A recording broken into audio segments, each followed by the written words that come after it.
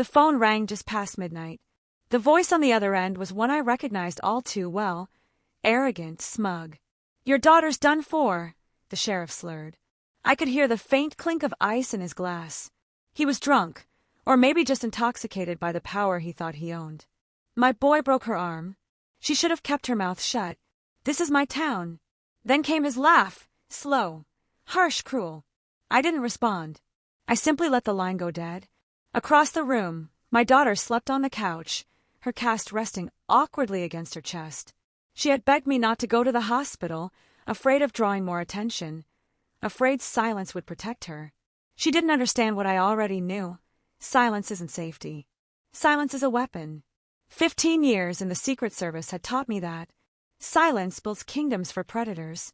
I had once mapped motorcades through hostile streets, charted escape routes, anticipated choke points. I knew how one wrong turn could unravel everything. And the sheriff had just handed me his son's weakness. I was going to show him exactly how costly silence could be. This town bent under his thumb. Judges, deputies, reporters. Everyone looked away whenever his son stumbled home drunk or tore down Main Street at 3 in the morning. But breaking my daughter's arm wasn't recklessness. It was a message, a warning to stay small. I wasn't built for small. I started running scenarios the way I used to for presidents. Entry points, exit routes, how headlights carve through narrow back roads, where shadows could hide mistakes. The boy drove a cherry red sports car, a gift from his daddy to keep him quiet. I'd heard it roar past my shop enough times to know the sound of its engine by heart. Loud, predictable. He thought the road was his. He never realized someone else was listening. So I watched. I studied. Every Friday, like clockwork, he stumbled out of the bar at 11:30. Tires screeched, music pounded, and he tore through alleys like they were part of his driveway. I didn't drink. I barely slept. I waited.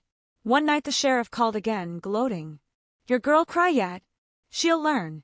You'll learn. I can't be touched." I clenched my jaw until it ached, but kept my voice steady. "You're right," I told him. "You own this town."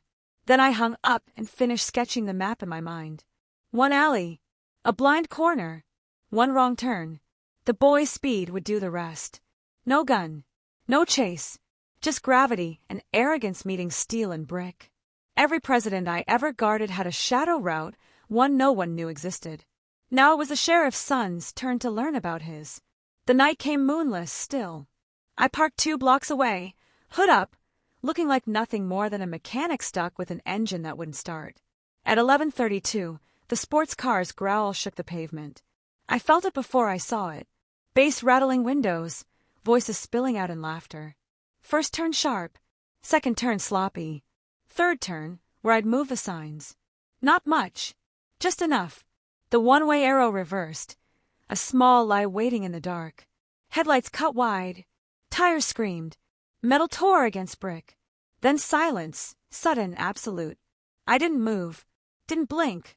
Just listened to the hiss of the engine, the faint crackle of cooling steel.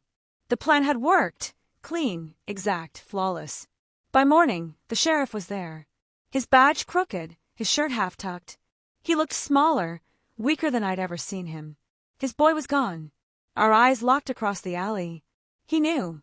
Not the details, not how, but he knew I had been there in the shadows waiting. He opened his mouth, maybe to threaten, maybe to beg, but no words came. I stepped closer, close enough for him to smell the oil and iron on my coveralls. "You own this town," I said quietly. "But you never owned me." He flinched as if I'd struck him. I turned and walked away before he found his voice. I didn't need to hear it. The wreckage behind him spoke louder than anything he could say. Back home, my daughter stirred in her sleep, unaware of the sirens echoing in the distance. She still believed silence meant safety. I let her keep that illusion. For me, silence was something else. A blade I'd learned to sharpen until it cut through arrogance, through power, through the myth of men who thought they were untouchable. From that day forward, the sheriff woke every morning to that alley, to the sound of his son's twisted metal echoing in his head, to the truth that his empire had walls thinner than glass. And me! I went back to the garage, wiped the grease from my hands, fixed engines, To the world, nothing had changed. But the boy's car never screamed past my window again. That silence, it belonged to me. Sometimes the quietest revenge leaves the loudest echo.